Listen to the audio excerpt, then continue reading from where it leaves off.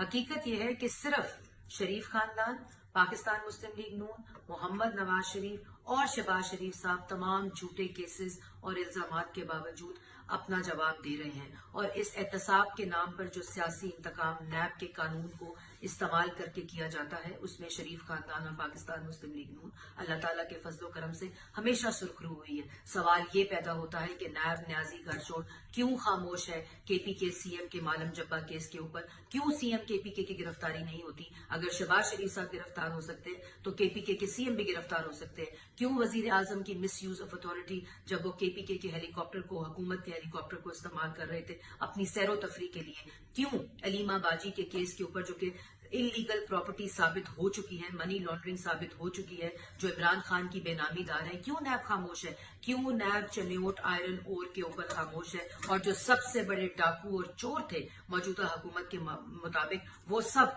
के ऊपर इंक्वायरी खत्म, क्यों नैब खामोश है जहांगीर तरीन साहब के ऊपर, जिनका सुप्रीम कोर्ट का ऑर्डर आ चुका है कि उन्होंने मनी लॉन्ड्रिंग की है अपने बावर्ची और अपने बच्चों के जरिए? क्यों नैब खामोश है? और क्यों supreme court suo motu notice नहीं लेती जब मीडिया के अंदर खबरें देकर मीडिया के जरिए तस्दीक की जाती है, मीडिया ट्रायल्स किए जाते हैं, और जबकि सुप्रीम कोर्ट का ये ऑर्डर है कि जब तक इल्जाम साबित ना हो जाए नैब किसी किस्म की इंफॉर्मेशन जो है वो मीडिया को नहीं दे सकता। लेकिन नैब के